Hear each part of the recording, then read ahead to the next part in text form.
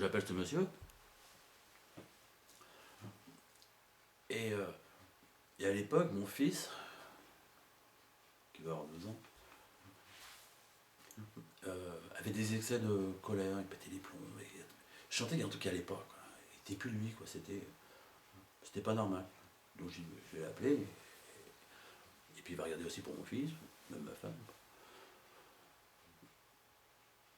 Donc ce monsieur, je laisse un message, il me rappelle, je partais du boulot, j'étais dans la forêt, donc je m'arrête, on discute une demi-heure, il me dit ok,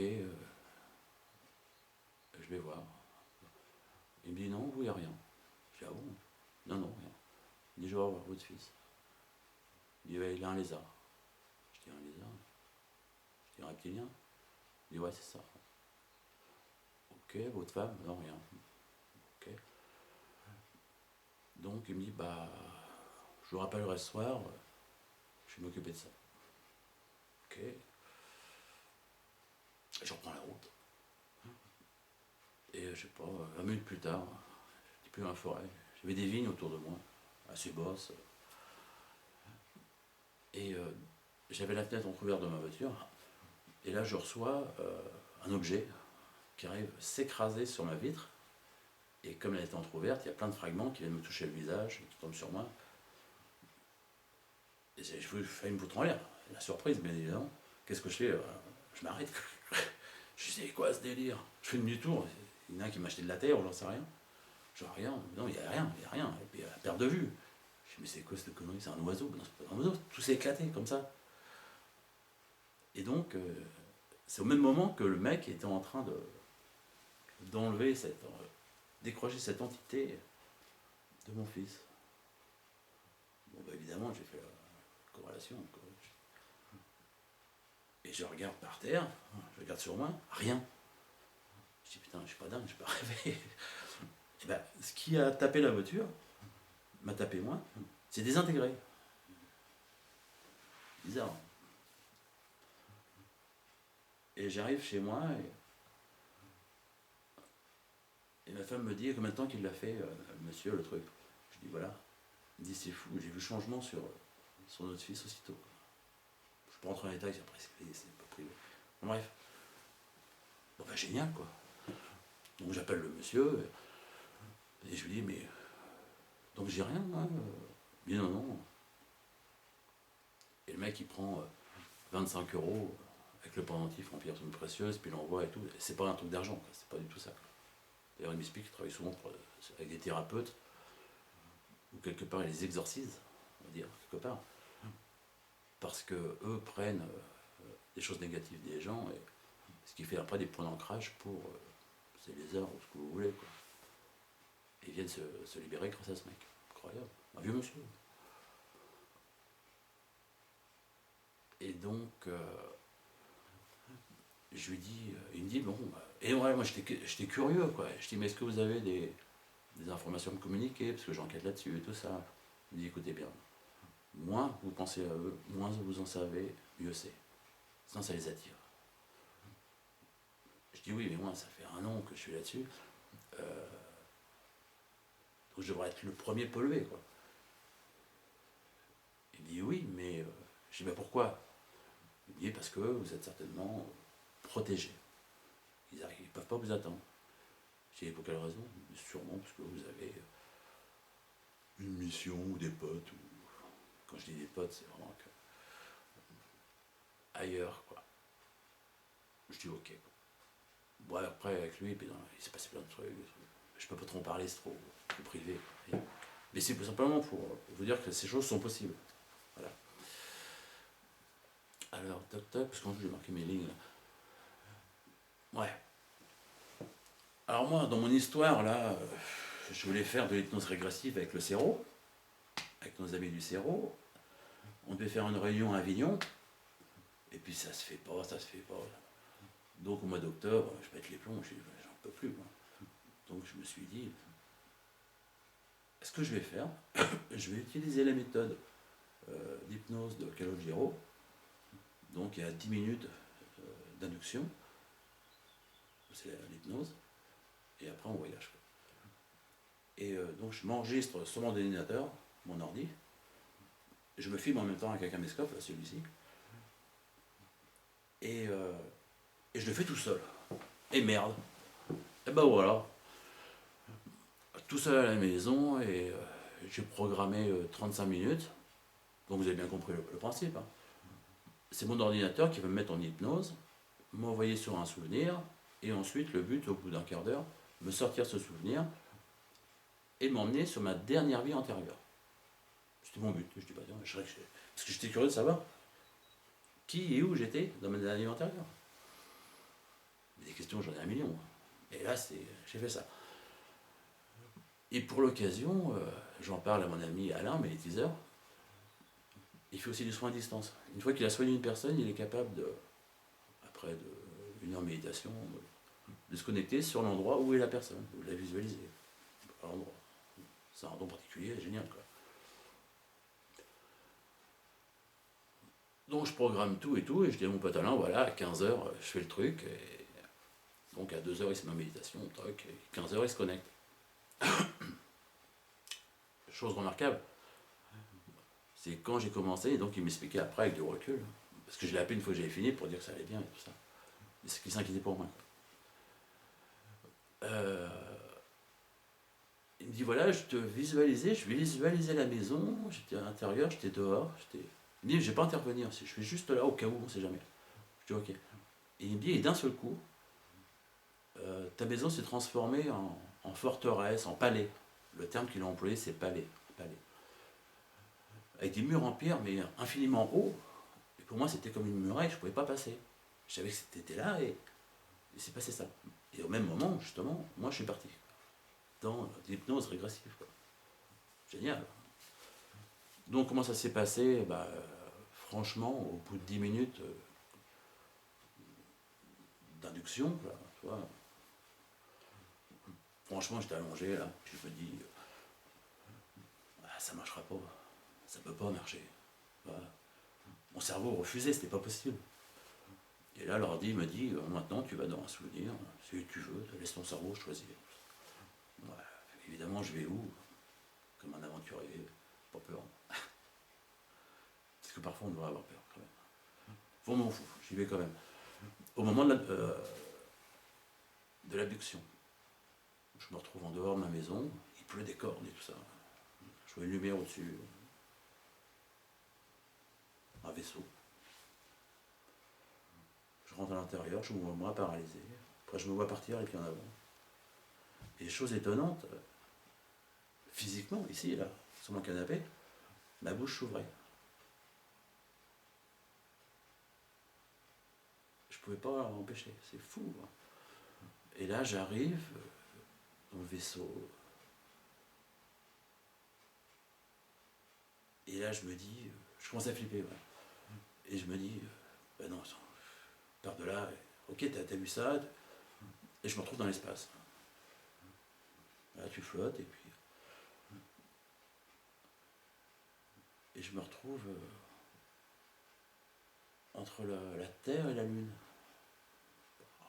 Mais réel, à un niveau vraiment du 3D, quoi, comme au cinéma. La Terre à ma gauche, la Lune à ma droite. Chose étrange, c'est que la Lune me paraît énorme. C'est fou. Et elle est pleine. Bon. Et là, je m'amuse à. Voilà. L'ordinateur me pose la question. Maintenant, dis-moi à quelle fréquence énergétique tu es. Et là, ça s'affiche. Mais comme des lettres devant moi, des chiffres devant moi. 8, 9, entre les deux. Ben, je dis 8, 9, voilà. Donc maintenant, de moi-même, je décide de faire monter cette fréquence. Donc je me concentre et je dis. Parce que quand on est dans ce monde, tout ce qu'on veut voir ou faire, on a juste à le penser. Et ça se produit. Donc je monte comme ça à 25. Et je monte pas 10, 11, 12. Non, c'est 11, 12, 15. Je monte jusqu'à 25. Et là, je ressens la chaleur, la lumière sortir de moi qui pulse, et un bien-être. Super. C'est fou ça. Et là, mon ordi, il me sort de là, machin, truc. Il dit maintenant, tu vas aller sur ta dernière vie antérieure. Je suis toujours entre la Terre et la Lune, là, je regarde la Terre. Et je réponds, mais j'en sais rien, ma dernière vie antérieure.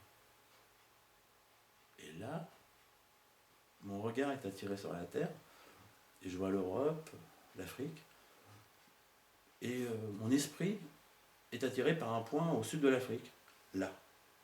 Et donc je dis, c'est là. Faut que j'aille là. Vas-y, j'y vais. Truc de malade, quoi. Et j'arrive donc, la scène, c'est que c'est le soir, Afrique noire, il y a des huttes là, il y a un feu, il y a un gros arbre. Je suis assis, j'ai 14-15 ans, 15-16 ans, et je suis envahi d'émotions. Une émotion intense que je ressens physiquement sur mon canapé. Et je commence à pleurer. Tellement là, c'est fort, c'est puissant. Et je me vois mais comme une caméra en fin de compte. Je suis pas dans mon corps. Je sais que je suis là, c'est moi, c'est mes frères, mes amis autour de moi. Et c'est une cérémonie pour moi. En fin de compte, et les informations, on les a comme ça. Tu poses la question, tu as la réponse. Et c'est une cérémonie pour le passage à l'âge adulte. Ok. Et là, il y a une vieille femme, peut-être une chamane, j'en sais rien, qui sort avec un bol en bois, là, avec un breuvage. Et je sais que le breuvage, c'est quoi? C'est des plantes, machin, qui ont style plantes hallucinogènes, qui vont m'amener à un niveau spirituel ou un voyage ou une rencontre avec les esprits. Enfin, pour ce passage, en fin de compte, de l'âge adulte. Donc je prends le breuvage et tout. Et il faut savoir que dans ces dimensions, le temps n'existe que dans notre dimension matérielle ici. Dans ces autres dimensions où on va,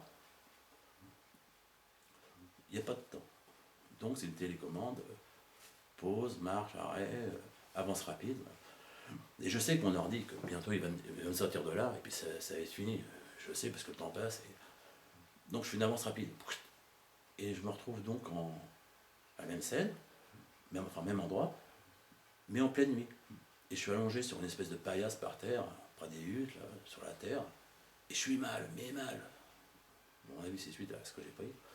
Et là, il y a une femme qui arrive avec un truc, avec de l'eau, un tissu, et elle m'essuie comme ça, et avec plein d'amour. Et là, je commence encore plus à pleurer, parce que je suis rempli d'émotions, et c'est ma mère.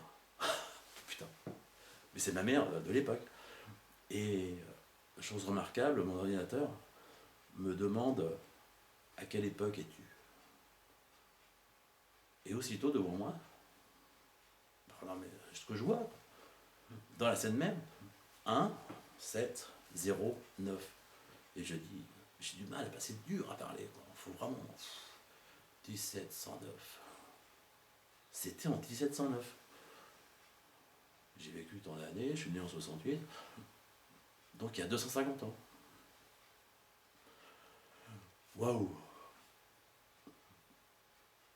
Donc là, je suis plein d'émotions et je décide de partir et de retourner dans l'espace. Je retourne dans l'espace. Mais je suis à l'époque 1709. Et je me pose la question, quelle est ta fréquence vibratoire? 6, 7, entre les deux. Est-ce que, de vie après vie, notre fréquence vibratoire, comme ce que j'appelle, augmente? Ça serait sur mon but, je pense. Peut-être bien. Et ensuite, pour le retour, ça dure 5 minutes, mon ordinateur m'éjecte de tout ça et me renvoie. Et là, j'ouvre les yeux et... Pouah, heureux. Ça fonctionnait, quoi. J'ai vécu des choses incroyables, avec les émotions physiques, là. C'est dingue. Après là, il faut quelques temps pour digérer, quoi. Accepter, c'est vachement dur. Super dur à accepter. Alors, les effets de ça, c'est quoi? C'est que après, t'as mal au crâne. Pendant une journée, de mal au crâne. Ça doit être les effets secondaires. Je n'ai fait une autre par la suite, et depuis, J'avais jamais mal au crâne avant, et j'ai souvent mal au crâne, partie droite, arrière. Voilà, par là. Souvent. Je fais un effort, je sens, à chaque fois. Mais depuis quelques jours, ça a l'air de s'estomper. Ça fait des mois que je me tape ça, c'est bizarre. Voilà, donc ça, l'hypnose, auto-hypnose, que j'ai fait au mois d'octobre, super, ok, on a vu. Il faut savoir que un mois plus tard, voilà, j'ai fait un soin énergétique avec mon pote Alain. Et comme j'ai parlé de mon truc, il savait tout ça, lui s'est dit, tiens, je vais mélanger de l'hypnose avec le magnétisme. Je savais pas. Il commence à me faire le soin, passer les mains, je ferme les yeux, et il commence à me dire, tes pieds sont lourds. Là, j'ouvre les yeux, je dis, Alain, tu me fais quoi, tu me disais? Il dit, non, non, juste un petit peu, pour te mettre dans un état second, et je magnétise. Je dis, ok. Sauf que, arrivé à 5, il s'arrête, et puis moi, de 5 à 10, je l'ai fait tout seul dans ma tête, quoi, parce que je connaissais le process, quoi. Donc, du coup, me voilà rebarré dans ces dimensions ou plans, comment on les appelait, pendant qu'il m'hypnotisait.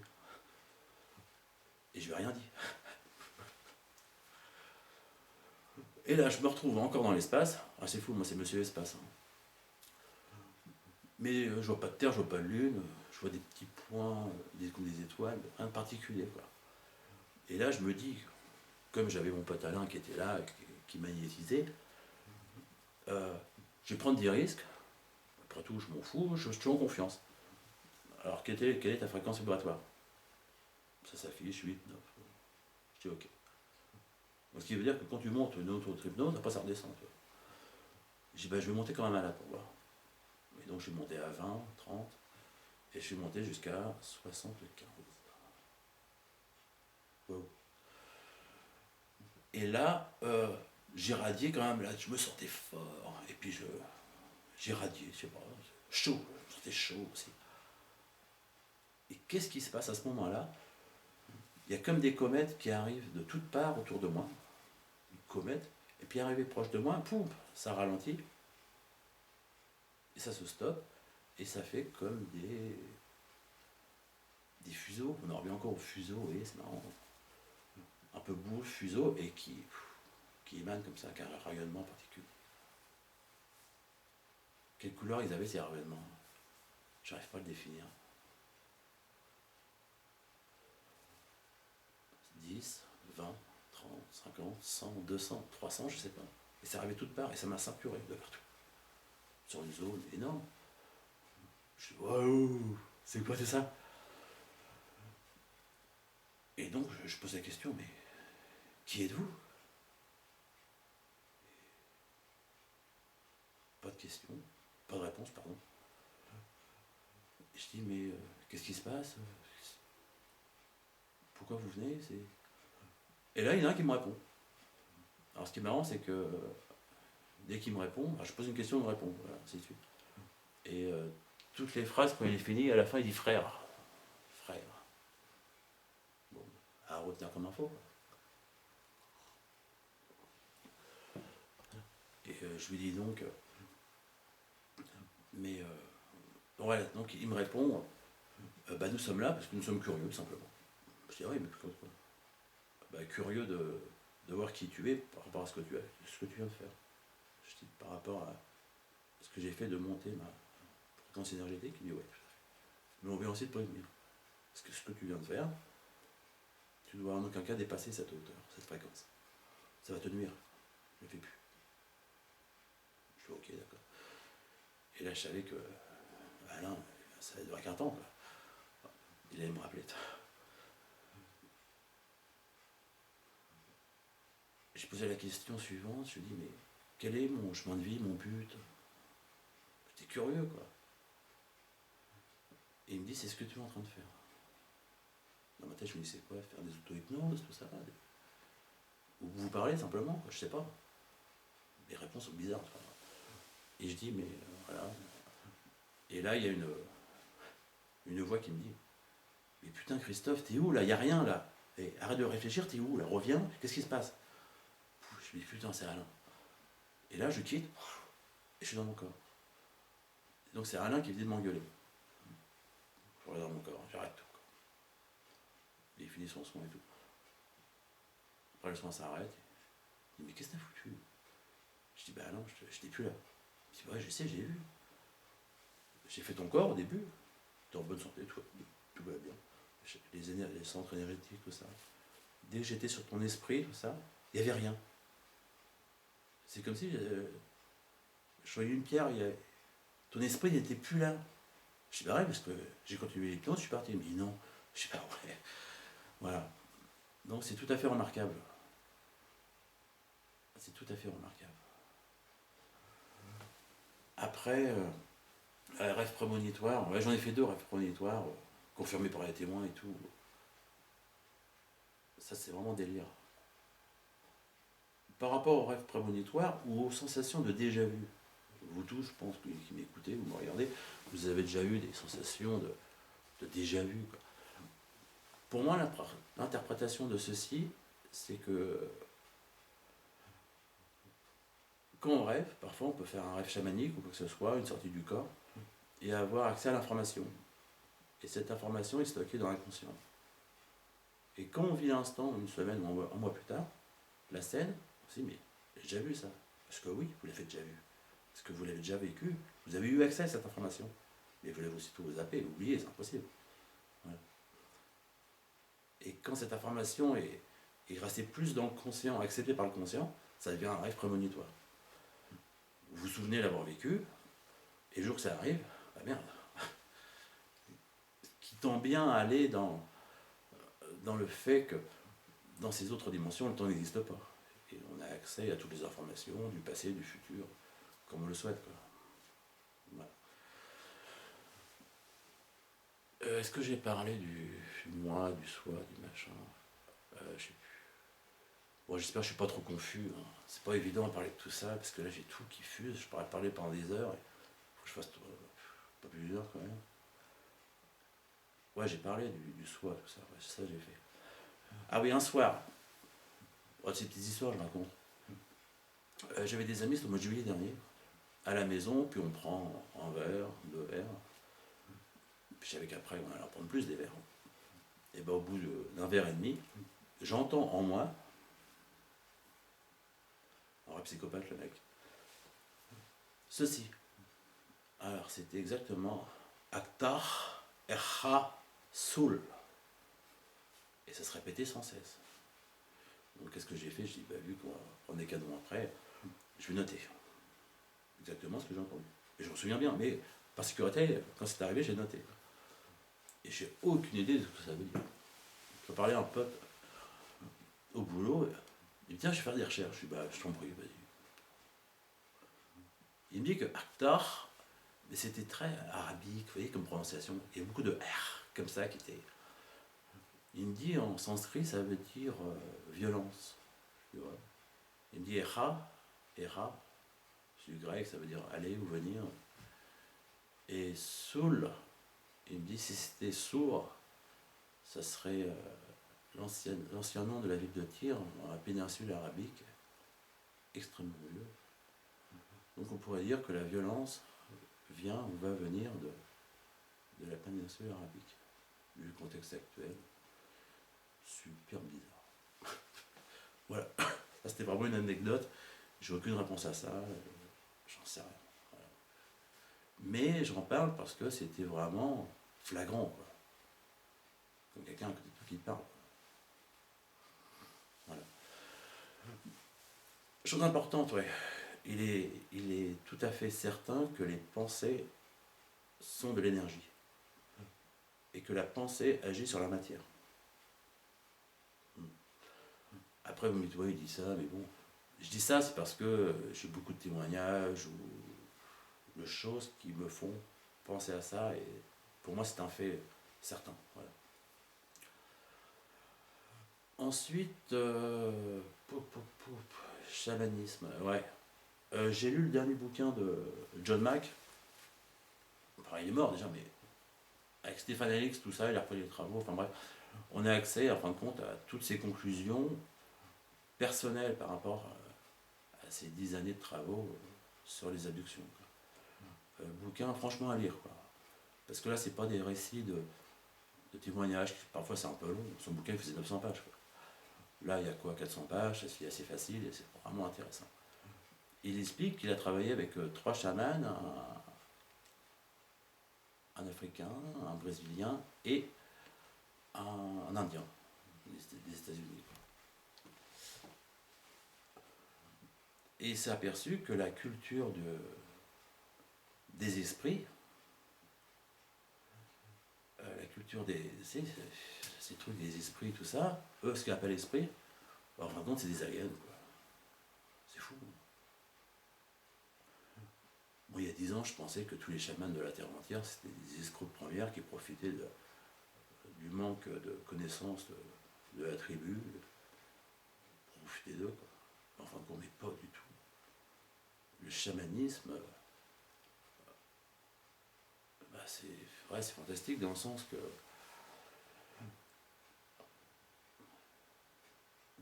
nous, ça fait 200 ans qu'on a perdu tout ça, quoi. On n'est plus du tout dans le spirituel. Alors que le but de l'être humain, c'est être dans le spirituel. Que le moi soit en contact avec le soi, et ainsi on a accès à l'information, et on voyage, quoi. Ce que eux font. C'est fantastique, quoi.